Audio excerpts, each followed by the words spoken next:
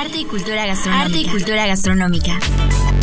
Un programa que refleja las diversas manifestaciones culinarias de México. Comenzamos.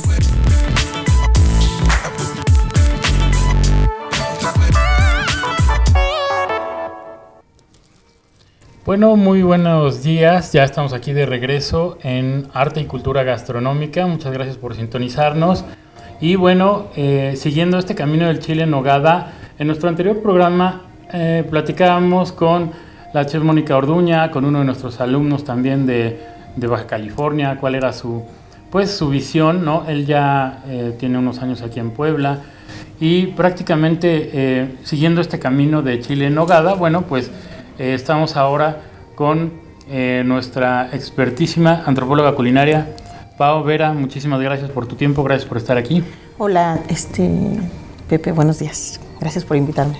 No, hombre, gracias a ti por tu tiempo.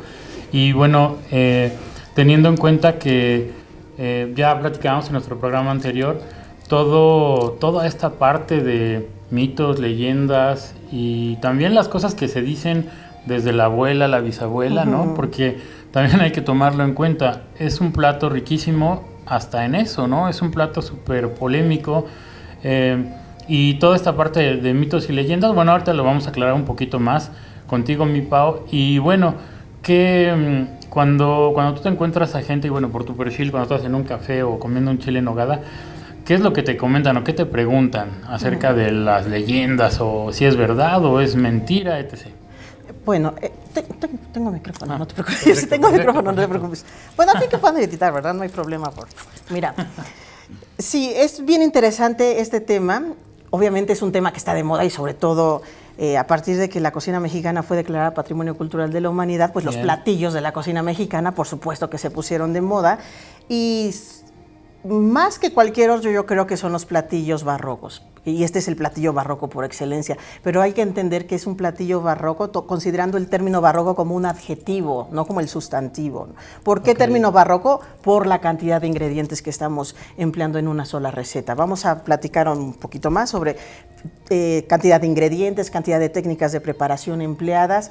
Y lo más importante, que yo creo que es lo que pocas personas tomamos en cuenta, es la multiculturalidad que se puede ver en este platillo.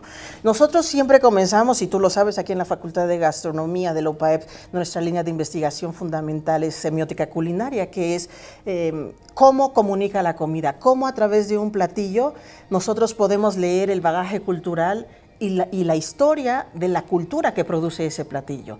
Y este platillo específicamente, que es los chiles en nogada, es un claro ejemplo de cómo podemos desarmarlo en sus ingredientes, podemos desarmarlo en sus técnicas de preparación, en sus técnicas de conservación y en su montaje, por supuesto, y en la degustación, para entender cómo era la cultura novohispana que se estaba produciendo en ese momento en la ciudad de Puebla.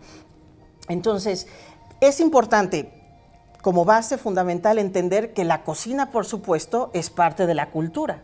Claro. Pero si no sabemos el concepto de cultura y no partimos del concepto de cultura, entonces jamás vamos a entender por qué la cocina es patrimonio cultural. Claro, la cultura, evidentemente, son todo este conjunto de conocimientos y de conductas que hemos aprendido de nuestros ancestros. Es decir, tenemos características culturales que hemos aprendido de nuestros padres, los padres lo aprendieron de los abuelos de los bisabuelos de los tatarabuelos, y así nos podemos ir a los ancestros. Claro, digamos que es una de las recetas de heredo, vamos a decir. Claro, ¿no? Entonces esta cultura se pasa de generación en generación porque son conocimientos aprendidos, son conductas aprendidas, no se pasa a través de los genes, evidentemente, no es una herencia biológica, es una herencia cultural. La cocina es una herencia cultural porque aunque alimentarnos es un acto biológico, es un acto fisiológico, si no comemos nos morimos, punto, así de fácil. Cocinar ya es un acto cultural. Nosotros decidimos qué vamos a comer, cuándo lo vamos a comer, con quién lo vamos a comer y dónde lo vamos a comer. Por eso hablamos de textos culinarios. ¿Por qué en Puebla y en Oaxaca un chapulín es un texto culinario? Es decir, nosotros vemos un chapulín y sabemos que es un ingrediente para la cocina, pero si tú te vas a Nuevo León, allá no. Claro. ¿No? Allá es un insecto. Entonces, es importante que partamos de esta base. La cocina es parte de la cultura de cualquier sociedad. Entonces, este platillo específico es parte de la cultura poblana, evidentemente, porque va a ser un platillo que surge dentro de los conventos novohispanos. ¿Qué va a pasar con los conventos novohispanos? Y ahí yo creo que también hay que hacer una gran diferencia entre lo que son leyendas y lo que es parte de la historia. Está bien que conozcamos las leyendas y los mitos, porque son parte de la cultura, son parte de las tradiciones culturales que se van heredando de generación en generación y que van pasando, como tú lo decías, de las bisabuelas a las abuelas y a nuestras madres, y nosotros seguramente se lo pasaremos a nuestros hijos. Es bueno que conozcamos las leyendas, pero es importante que reconozcamos que es una leyenda, que tiene ciertos datos históricos duros, que no se pueden mover, pero que están...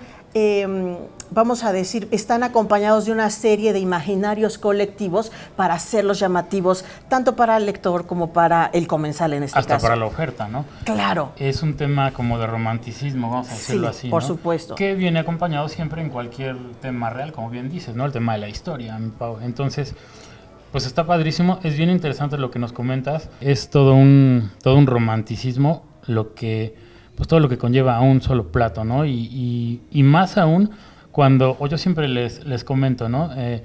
Cuando viene alguien de fuera, ¿no? ¿Y cuál es el mejor chile en nogada? Bueno, pues para empezar yo siempre diré, el chile en nogada, y como poblano, el chile en nogada de mi bisabuela es diferente al de mi abuela y diferente al de mi mamá y el diferente al mío, ¿no? Ese es como un tema de toque, ¿no? De respeto de los ingredientes, pero también de toque y hasta de sazón, ¿no? Entonces es un tema ahí bien romántico. Qué interesante, mi Pau. Yo creo que vale mucho la pena comenzar un poquito hablando acerca de esta, vamos a decirlo así, como historia romántica de Agustín de Iturbide, porque sí.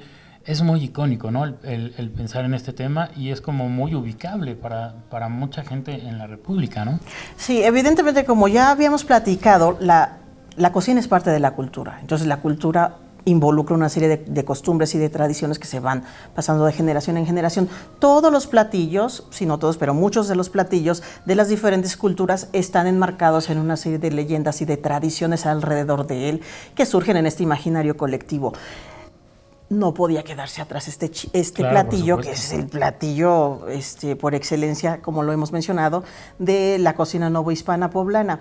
¿Por qué salta a la fama? Bueno, miren, hay como dos cuestiones importantes. Ahora que hablas de las recetas originales, después vamos a hablar un poquito más de algunas recetas que hemos encontrado en libros de cocina, en manuscritos de cocina y en recetarios antiguos, pero siempre dicen, ¿cuál es la mejor receta? ¿Cuál es la receta original? A mí no me gusta utilizar ese término y siempre les digo a los alumnos que eviten utilizar el término original en las recetas, fundamentalmente recetas antiguas o recetas novohispanas en este caso, porque es prácticamente imposible encontrar una receta original.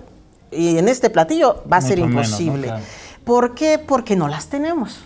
No las tenemos documentadas, no las tenemos registradas. Sabemos, por supuesto, que los conventos en la época novohispana son centros de investigación, son centros de experimentación, de acarreo de agua, y por eso se le llaman los laboratorios gastronómicos del virreinato. Pues porque cuando llegan tanto frailes como monjas, van a experimentar a ver qué productos hay en esta nueva tierra, totalmente desconocida para ellos, y qué productos del extranjero pueden ellos traer y se van a poder cultivar claro. en estas tierras, ¿no? Entonces van a empezar a experimentar cómo se transforman químicamente los alimentos cuando se combinan, etc. Entonces, este platillo en específico, todos conocemos 2, 3 leyendas alrededor de él. La leyenda más difundida, por supuesto, es la de Agustín de Iturbide. ¿Por qué salta a la fama esa leyenda? Porque va a coincidir con un momento histórico muy importante que va a ser el siglo XIX, cuando a partir de la consumación de la independencia de México, estamos estrenando la bandera trigarante y coincide que el platillo tiene los colores de la bandera. Entonces, a partir del siglo XIX nace el concepto que hoy en día conocemos como cocina mexicana. Antes del siglo XIX no tenemos ese concepto. No existe la cocina mexicana, porque de entrada no existe el país, ¿no? Claro, no existe México como tal. Estamos hablando de la Nueva España, del virreinato de la Nueva España.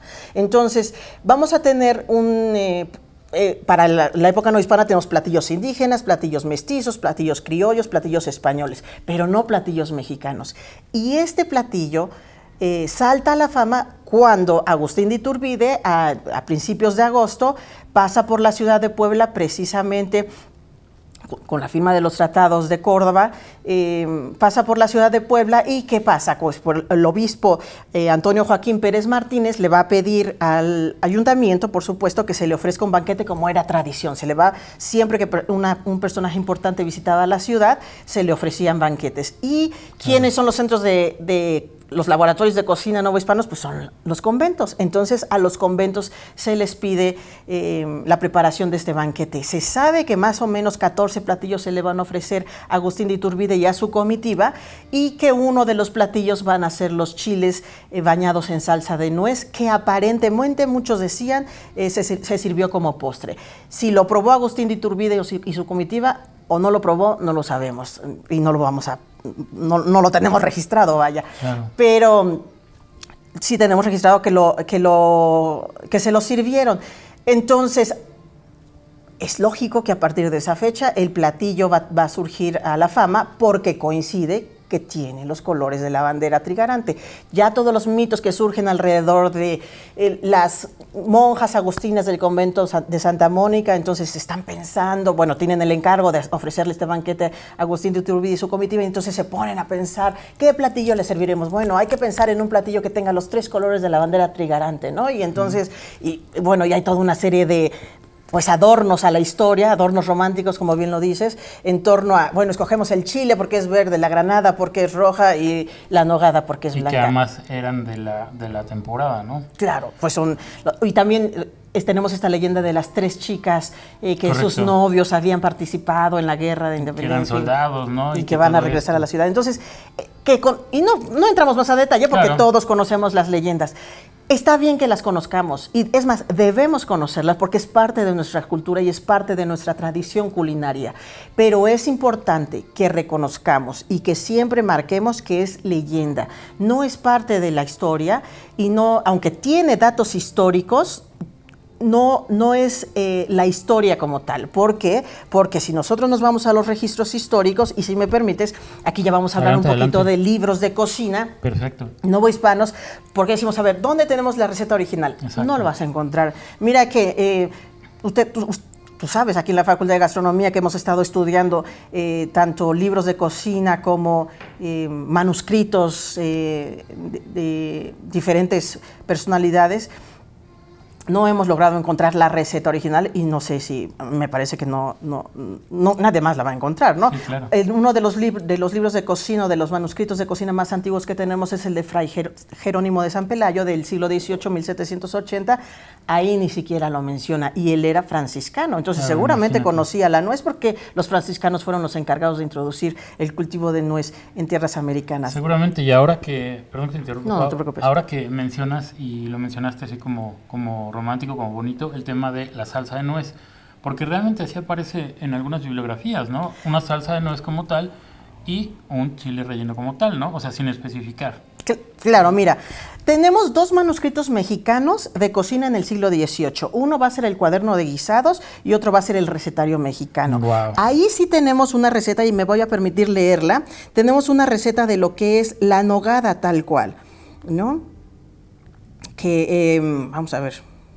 Y también tenemos una receta de lo que es el relleno mexicano. Bien. Fundamentalmente, mira, en el Cocinero Mexicano, que es un libro que surgió en 3 tomos para 1831, tenemos el relleno mexicano, que es, checa, es como lo más cercano que podríamos nosotros decir hoy en día al relleno del chile en nogada. Se pican bien partes iguales de carne de puerco y de carnero cocida. Se le echa ajos, cebollas, jitomate crudo, perejil, hierbabuena, y a todo bien picado se añade un migajón de pan mojado en caldo, huevos crudos, clavo, pimienta, sal, alcaparras, alcaparrones y acitrón. Otros, en vez de alcaparras y alcaparrones, echan pasas y cuartos de almendra pelada, y otros se las añaden sin quitar las alcaparras. Queda sabroso también añadiendo piñones. Esa es como la primera noción que nosotros podemos encontrar en un manuscrito de cocina de chile relleno. Otra noción del mismo manuscrito del cocinero mexicano. Se asan los chiles, es la receta número 14, por si alguno quiere buscarla. Bien. Se asan los chiles y se abren por un lado, quitándoles el pellejo y las venas, y se rellenan con lo siguiente. Se hace un picadillo de lomo de puerco cocido al que se añaden cuadritos de jamón gordo y rebanadas de aceituna y huevo duro con bastante vino y la sal suficiente para su sazón. Después de rellenos, los chiles se cubren de huevo batido y se fríen. El caldillo se hace con la misma agua en que se coció la carne de puerco con vino, clavo y cominos molidos, espesándose con pan molido y sazonándose con la sal correspondiente. ¿Cuál es aquí el punto? El punto número 1, están capeados, está claramente dicho. Así es. Y el punto número 2 es,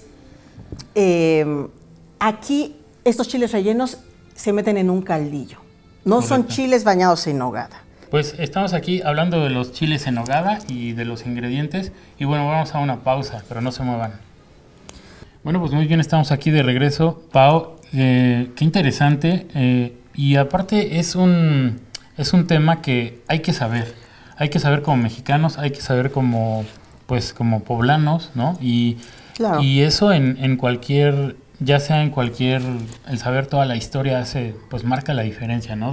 Bien decía un genio de la gastronomía, decía que un pueblo cuanto más informado es más culto, ¿no? Y si es más culto, sabe comer mejor, ¿no? Entonces, bueno, pues es ahí una frase para la posteridad. Seguimos hablando de bibliografías, Pau. Nos comentabas.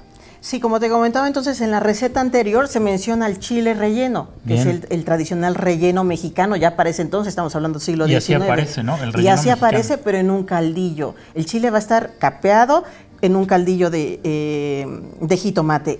Tenemos también el arte novísimo de cocina para también finales del siglo XIX. Aquí ya se menciona la nogada, pero no con el chile relleno. Miren un ejemplo. Tenemos en la receta número 13, calabacitas en nogada. Se remoja en agua tibia la cantidad que se necesite, según la ensalada que se haga. De nueces grandes y se le quitará el pellejo. Se remojan también las almendras, pero en menos cantidad que las nueces y se pelan. Ambas cosas se muelen en un metate muy limpio con ajo y pimienta, de suerte que sobresalga el sabor. Otras recetas, por ejemplo, pollos en nogada. Bien. Los pollos crudos y en cuartos, perdóname, esta es de otro manuscrito, este es de los dos manuscritos de cocina mexicana del siglo XVIII, anónimo. Pollos en nogada. Los pollos crudos y en cuartos se ponen a cocer en agua y vinagre con sal. Después que se han cocido muy bien, se ponen a enfriar. La nuez tostada y limpiecita se muele con un migajón de pan remojado y después se deshace en el caldo en que se cocieron. Se fríen los pollos con huevo y se echan en la nogada. Se hierven hasta que estén sazonados y para ir a la mesa se les echa aceite y queso en raja. Otros pollos distintos en nogada del mismo recetario. Los pollos crudos y hechos cuartos se estofan con jamón y ajo, clavo, canela y pimienta. Luego se echan en una olla y a 2 tantos de vino, 1 de vinagre de Castilla. Se ponen a hervir hasta que estén cocidos. Agua ninguna. Si hubiere menester, más caldo. Se echa un tanto de vino y mitad de vinagre. En el interior se muele nogada con ajo, migajón de pan remojado y sal.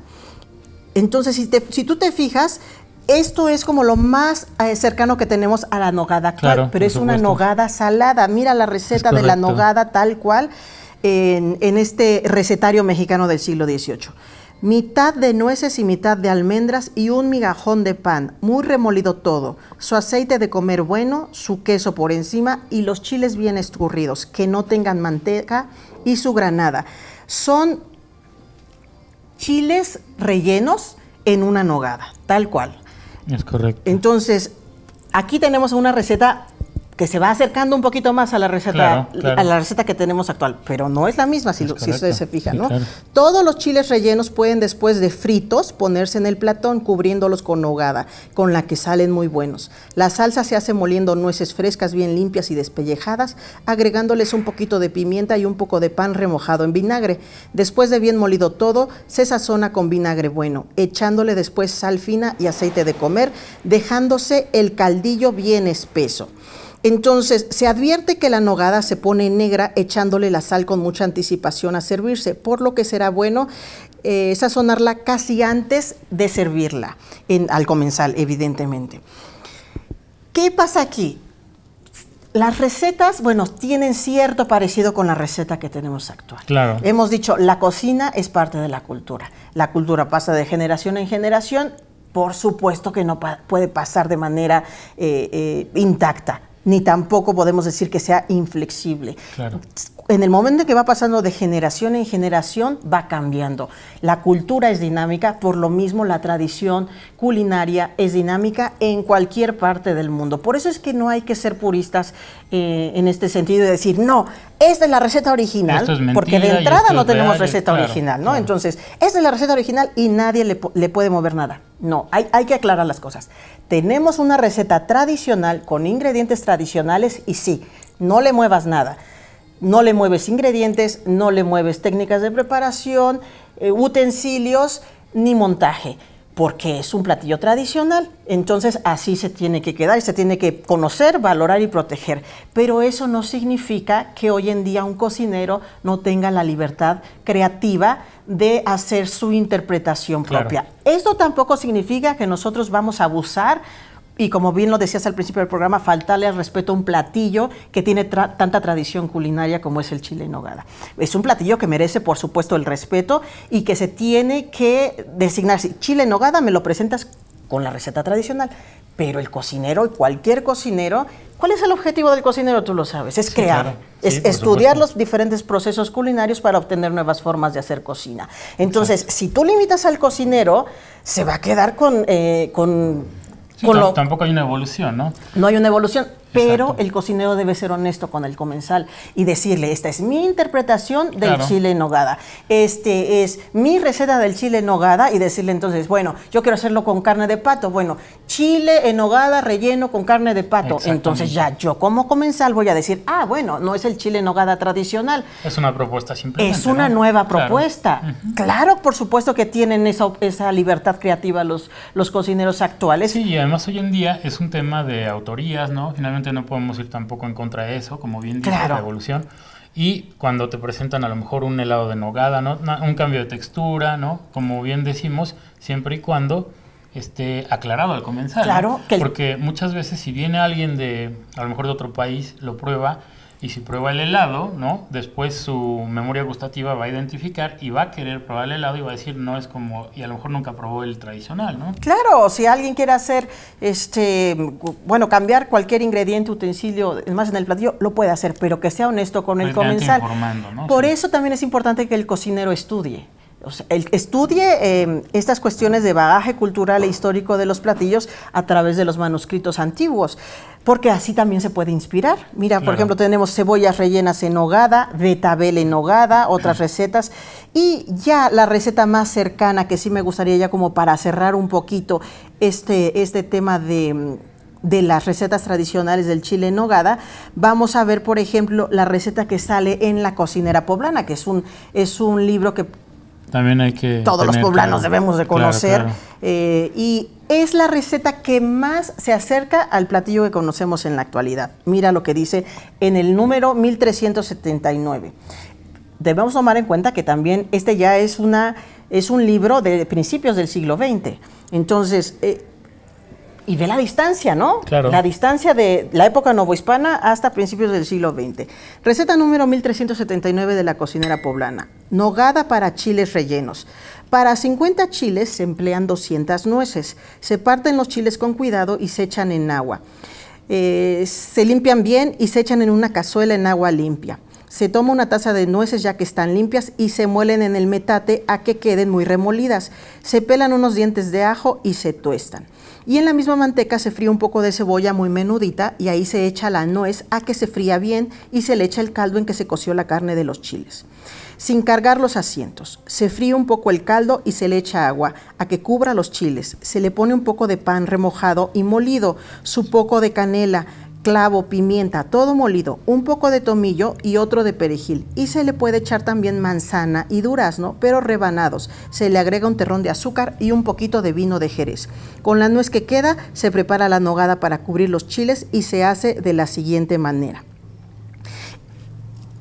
Se mondan 100 nueces, se mondan desde que se van echando en agua fría. El otro día se muelen y ya que está el metate listo, se muele por separado medio queso fresco, 4 onzas de calabaza bien lavada para que se le quite el pellejito verde.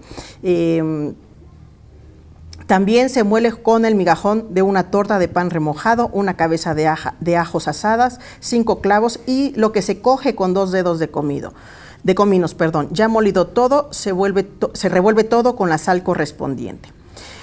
Entonces, esta nogada se va a servir justo antes de presentársela al comensal para que no se vuelva negra, porque va a tener un color ennegrecido. Entonces, si ustedes se fijan en esta receta de la cocinera poblana, es lo más cercano que tenemos a la receta actual o a la receta tradicional, que aquí sí ya me gustaría que invitáramos al chef Jesús, nuestro chef ejecutivo del restaurante Cans de aquí de Lopaep, para que nos explique la receta tradicional de los chiles en nogada. Bien, pues estamos aquí presumiendo también nuestro chile en nogada, el chile del Cans, chile en nogada del Cans, que bueno, tiene ya más o menos una semana de estar a la venta. Y bueno, vamos a una pausa y cuando regresemos vamos con el chef Jesús y bueno, él es el chef ejecutivo del Cans para que nos platique y nos ahonde más en el tema. Bueno, muy bien, ya estamos aquí de regreso hablando de la verdad es que tendríamos necesarios unos 10 programas para hablar del chile en nogada, pero bueno, ya estamos aquí de regreso, estamos aquí con Paola Vera, nuestra antropóloga, y estamos con el chef Jesús. Chef Jesús, hola, bienvenido, muchas gracias. Y bueno, estamos aquí presumiendo prácticamente el chile en nogada del Cans. Y bueno, platícanos de temas de ingredientes, chef Jesús, platícanos acerca de cómo estás ofertando tu chile en nogada en el Cans. Hola Pepe, buenos días, me da mucho gusto que me invites a tu programa y también que nos promociones. Bueno, te platico un poco de cómo surgió la idea de hacer un chile en nogada en el Cans. Tú sabrás que los alumnos participan con nosotros como tal, que sí es un restaurante el 15, pero más que un restaurante es un laboratorio académico de formación. Correcto. Entonces, cuando pensamos en emitir una receta, yo escuché hace un momento a Pau que decía, es que es importante cuando digas que es tu interpretación.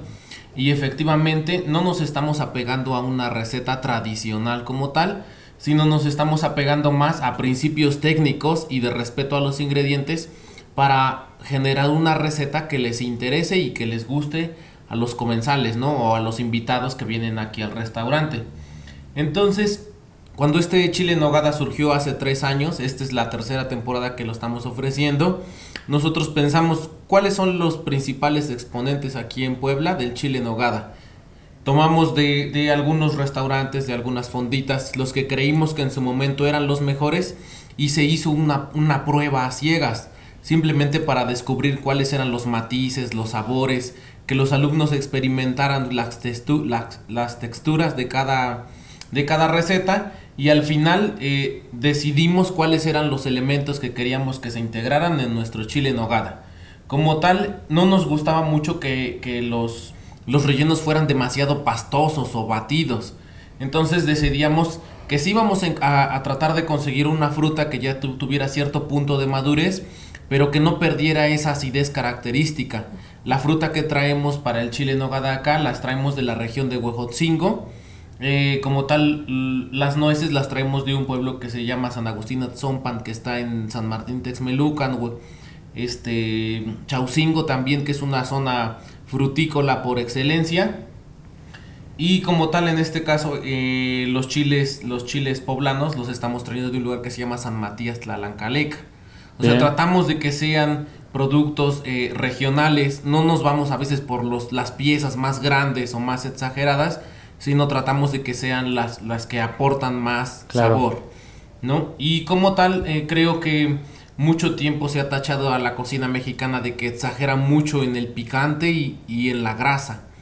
Entonces, si bien acá hemos tratado de sí capearlos o de aplicar la técnica de capeado, pero que no sea exagerada, que no sea un chile voluminoso, que cuando tú lo partes se desprende mucha grasa, sino que sea un capeado muy delgado, muy cuidado, con aceite que se utilice el día de hoy y se desecha completamente, no se está reciclando, ¿no?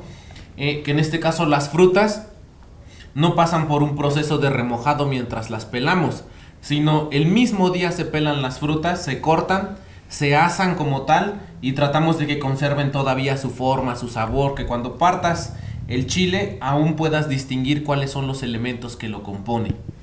Entonces, bueno, esta es la forma en la que hemos tratado de trabajar la técnica del 15. No hacemos relleno para toda la semana, hacemos relleno cada 2 días.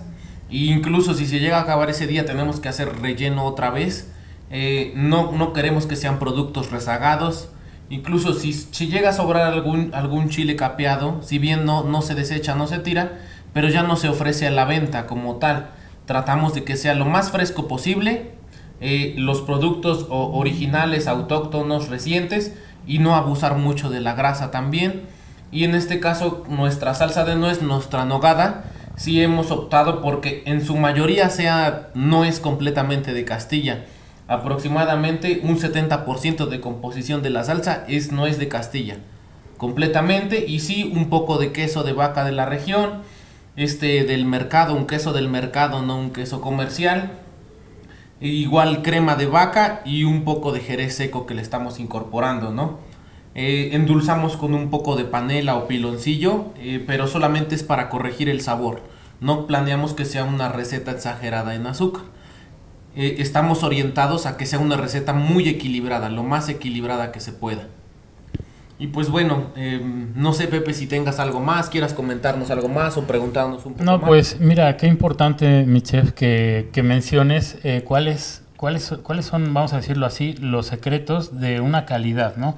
Muchas veces te llega un chile en nogada de 500 gramos, ¿no?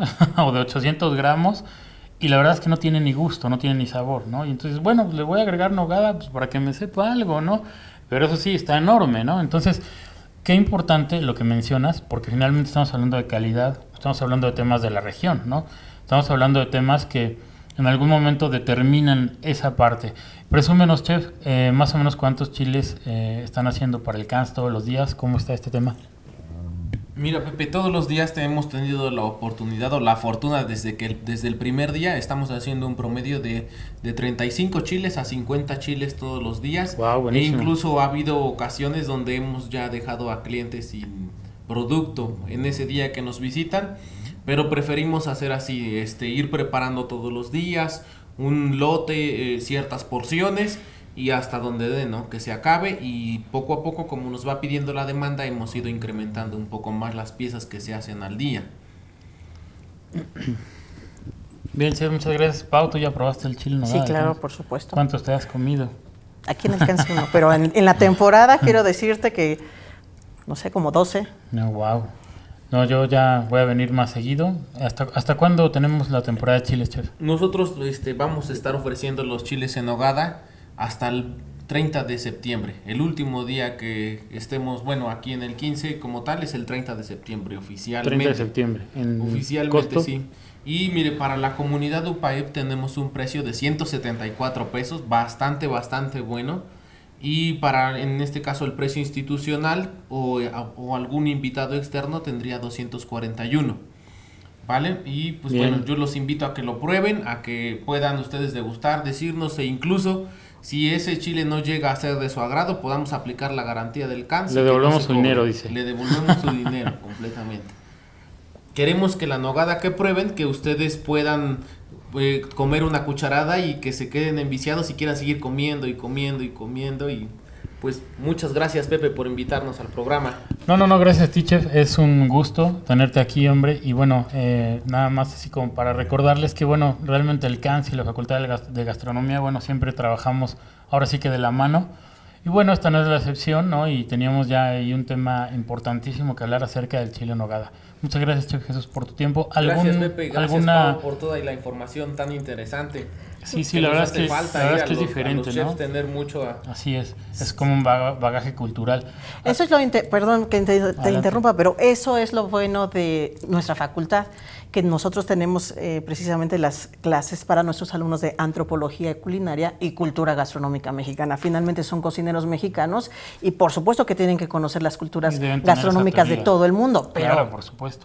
Tiene y que más ser algo tan icónico, ¿no? Sí, claro, por supuesto. Entonces podemos hablar muchísimo más tiempo de los chiles en nogada, de las diferentes recetas registradas a lo largo de la historia, de la receta tradicional actual, pero pues tenemos que hacer 10 programas, yo creo. O 20. Pau, muchísimas gracias. Un mensaje para los chavos.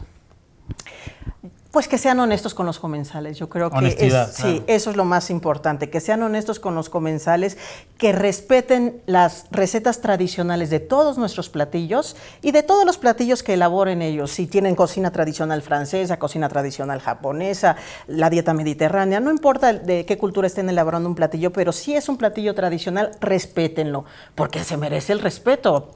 Si ha sobrevivido a lo largo de los años ese platillo, es por algo. Entonces, debemos respetar las recetas tradicionales, pero no por ello el cocinero va a limitar su proceso creativo o su creatividad. Para ellos ustedes están precisamente para crear nuevos ingredientes, nuevos sabores, nuevos ambientes culinarios. Entonces, por supuesto que aquí están los ingredientes, ustedes con estos ingredientes hacen maravillas, pueden hacer bebidas, postres. Texturas distintas. Claro, por supuesto, pero sean honestos con los comensales y aclárenle al comensal, este no es el chile en nogada tradicional, esta es mi interpretación con estos ingredientes extra, con estas técnicas de preparación diferentes y el mismo montaje. Desde el montaje tú ya debes darte cuenta que el platillo no es el platillo tradicional. Porque no es el plato tradicional, porque no es el montaje tradicional. Entonces, simplemente eso, que sean honestos con los comensales y que nunca limiten su proceso creativo, porque eso es lo más rico de ustedes, me parece. Ética profesional, muy bien. Chef Jesús, ¿algún mensaje para los chavos? Pues Pepe, creo que es importante que los alumnos sigan consumiendo los ingredientes de la región, que no los dejen olvidados, que ellos mismos sean promotores, ¿no?, de su cultura, de su región, de los campesinos que nos acompañan, que son la base de nuestro trabajo. Entonces creo que es importante que podamos rescatar. Sí va a ser un poco más caro, lo entendemos, o sea, va a haber producción de chiles en escala, ¿no? Pero creo que es importante que nosotros les demos una oportunidad a todos esos productores que nos están entregando lo mejor de la tierra y que en el momento en el que prepares algo sea de una forma auténtica, respetuosa hacia nuestras tradiciones y nuestra cultura. Así es, mi chef, respeto al producto, ¿no? Bueno, pues muchísimas gracias a los dos por su tiempo, muchísimas gracias por sintonizarnos. Vienen también eventos, viene la asamblea, viene eventos como, por ejemplo, viene la visita del chef Alexis Bosterman, ¿no? Lo vamos a tener por aquí, que es el chef el que hizo el menú para Cirque du Soleil en la Riviera Maya. Y bueno, también vamos a tener entrevista con él. Y bueno, también agradecemos a la producción que el día de hoy se trasladó ahora sí que hasta el otro lado del estudio. Hasta nuestra casa. Aquí en la Facultad de Gastronomía, aquí es su casa.